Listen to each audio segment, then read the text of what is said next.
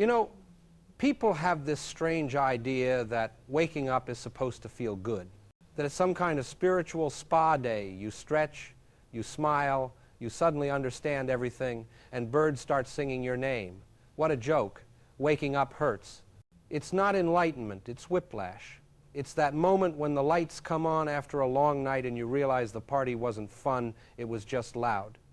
The first stage of awareness isn't peace, it's nausea. You look around and see the cracks in everything you thought was real. Your beliefs, your heroes, your ambitions, they all start to look like props in a badly written play. See, when you start to see clearly, the world doesn't suddenly make sense.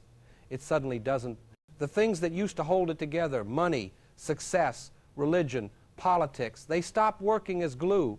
You start noticing how every story you were told was designed to keep you comfortable, not conscious. And when that comfort dissolves, what's left isn't clarity, it's chaos. You start asking questions that don't have good answers, and for the first time in your life, you stop mistaking certainty for truth. That's the shock of waking up. It's not illumination, it's demolition. And the strangest part is that the more awake you get, the more alien you feel. You can't unsee it once you've seen it. The conversations that used to excite you now sound rehearsed. The optimism of others feels like denial.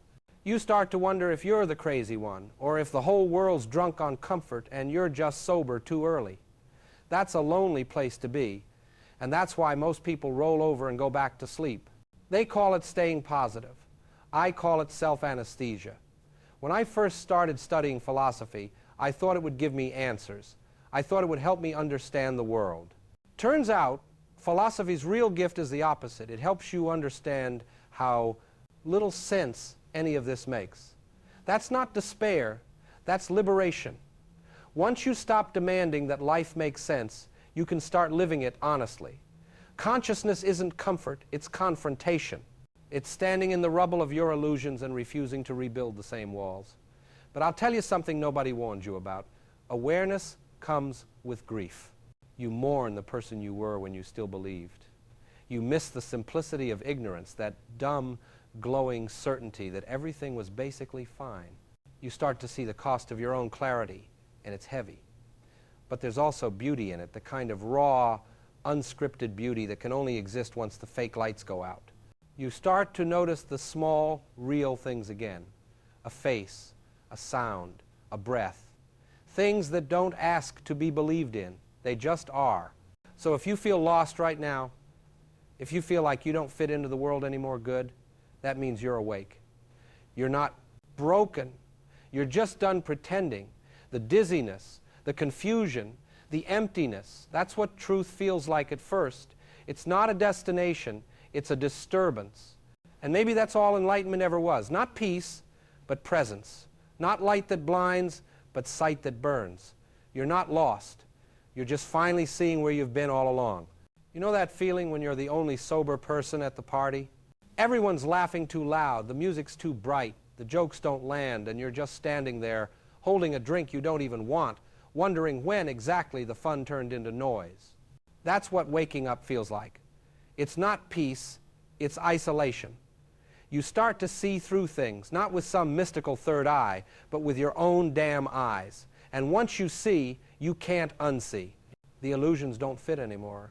The world keeps dancing, and you're the one who stopped hearing the tune. It starts small. The commercials that used to make you smile now look like parodies. The small talk feels rehearsed, mechanical. Every "how are you" sounds like a transaction. You catch yourself watching people scrolling, laughing, consuming like they're in a trance. And the cruel part is, you can't even blame them because you remember how good that sleep felt. The comfort of not questioning anything, the soft anesthesia of belonging. But now, every billboard screams manipulation. Every slogan tastes like sugar on poison, and you can't go back to ignorance. Seeing clearly feels like exile from the only country you ever knew. The irony is that awareness doesn't make you superior, it makes you lonely. You lose your citizenship in the land of easy answers. You try to talk about what you're feeling, but people look at you like you're the problem. Don't be so negative, they say. You think too much. They're not wrong, thinking too much does hurt. But not thinking at all. That's death by comfort. So you keep quiet, you nod through conversations that used to interest you, fake your enthusiasm, laugh at things you don't find funny, not out of hypocrisy, but mercy. You don't want to ruin anyone's dream, but inside you're screaming in a dialect no one else remembers. And the silence, that's the worst part. The quiet that follows when the noise of illusion fades. It's not the silence of peace, it's the silence of being unseen. You look around and realize that most of what we call connection is performance. People perform their happiness, their confidence, their opinions, and you used to applaud. Now you see the machinery behind it, the desperation, the fear of disappearing. You start craving something raw, unfiltered, a real conversation, an unedited thought. But the world runs on curation, and you're bad for business. Awareness doesn't trend. But maybe loneliness isn't a punishment. Maybe it's a sign. You've stepped outside the script. Rilke said, "You must love your solitude if you're to hear what the world whispers in your heart." That's not poetic fluff, it's survival advice. Solitude is the detox from noise. When you stop feeding on the collective dream, the hunger hits hard, but it's the hunger for something real. You start learning to sit with the emptiness, to listen without needing distraction, to feel without needing validation. That's where freedom starts, not with joy, but with the courage to face your own aloneness. And I'll admit it, it's hard. Some nights, the clarity feels like a curse.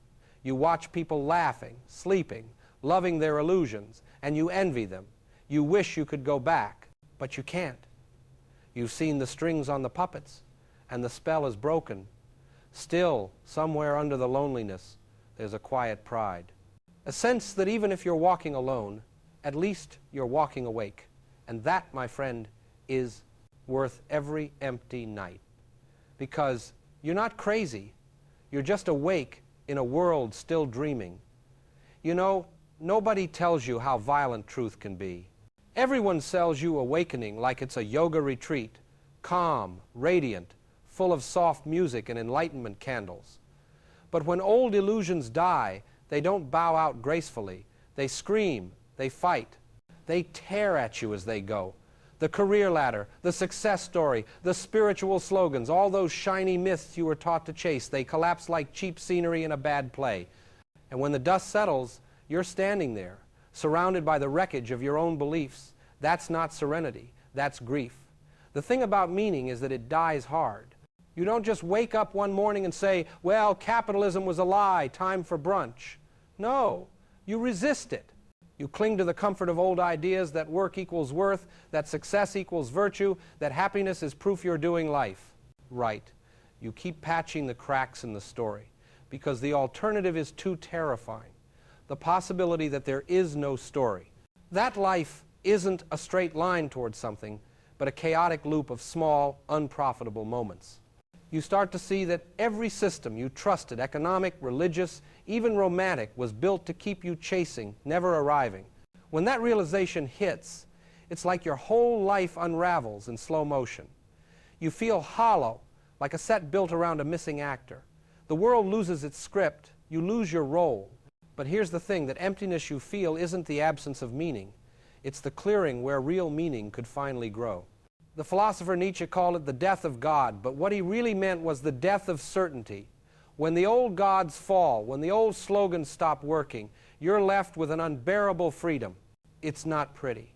It's not peaceful. It's raw. It's real. And that's when the marketers come for you, the self-help gurus, the motivational preachers, the spiritual influencers. They show up like vultures over the corpse of your old beliefs. Here, they say, try our meaning. Manifest your best self. Align your chakras. Subscribe to our newsletter. They sell new illusions before you've had time to bury the old ones, because they know the truth is unbearable in its pure state.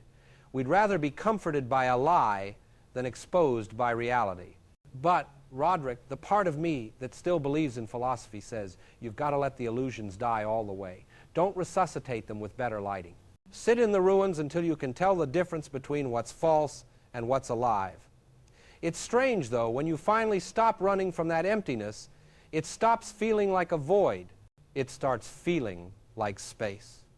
Space to breathe, to think, to live without a script. You begin to see meaning not as something handed to you, but as something you make moment by moment without guarantees. It's not grand, but it's honest. A conversation with a friend, the sound of rain, a moment of kindness that doesn't trend anywhere. Small, unmarketable, human. And I'll tell you, I still miss the comfort of the old lies sometimes. They were warm, familiar, seductive. But every time I try to crawl back to them, they feel thinner, hollower.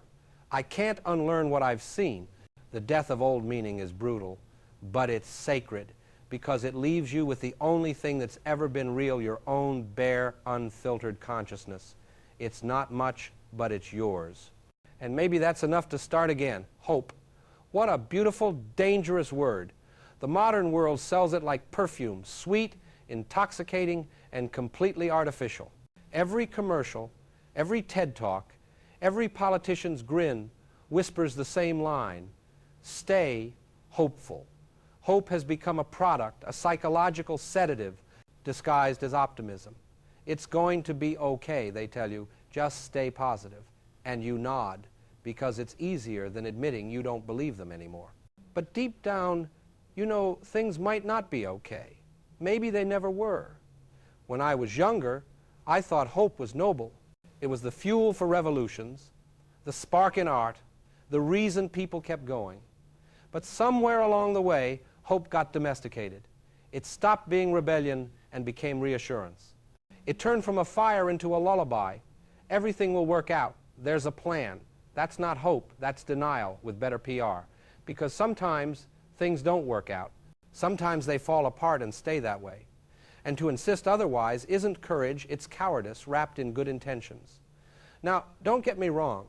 I'm not preaching despair. Despair is just another addiction. It flatters you into thinking your misery is profound. What I'm talking about is learning to see without hope, to face the world without demanding it make you feel good, to stop needing the universe to send you a postcard of reassurance, because real vision isn't a comfort, it's a confrontation. It means looking at the chaos and saying, all right, this is it, this is what we've got. No promises, no happy endings, just reality, raw, unfinished, and indifferent. It's funny, people hear that and think it's bleak, but it's the opposite. Once you stop clinging to hope, you start to breathe again. You stop waiting for meaning to arrive and begin to notice what's right in front of you. The taste of coffee, the sound of rain, the fact that you're still here, still capable of wonder, even without guarantees. When you give up on the idea that the world owes you a happy ending, life stops feeling like a test. You stop grading yourself against an imaginary future and start inhabiting the present. Philosophy, at least the kind that matters, isn't about fixing the world. It's about facing it. Camus understood this when he said, we must imagine Sisyphus happy not because his struggle has meaning, but because he accepts it. Seeing without hope doesn't make you numb. It makes you honest. It lets you love things not because they'll last, but because they exist. You learn to hold joy and pain in the same hand without flinching. You stop asking life to make sense, and in that surrender, you find a strange kind of grace. I'll be honest, it's not easy. There are nights when I still want to believe in a cosmic plan, when the chaos feels too sharp to touch. But then I remind myself, clarity isn't supposed to comfort you. It's supposed to wake you.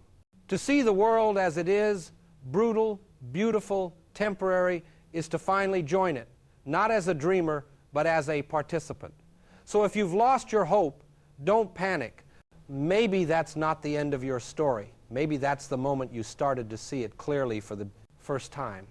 You know, I used to think peace was something you achieved, like a medal for surviving the war of life. You meditate enough, read the right books, do the inner work, and one day, boom, enlightenment. But that's just another lie the market sold us. Peace isn't a prize. It's what's left when the noise finally burns out, when the illusions have collapsed and there's nothing left to sell you. That's when you start noticing the world, not the world you were promised, but the one that's been here the whole damn time. At first, it feels brutal. Seeing the real world after a lifetime of filters is like stepping out of a theater into harsh daylight. You squint. Everything looks too raw, too exposed. The magic's gone, and you think, is this it? No grand design, no cosmic justice, just people stumbling through existence, trying their best not to fall apart. It feels empty. But if you stay in that space long enough, if you resist the urge to run back to some comforting illusion, something begins to shift.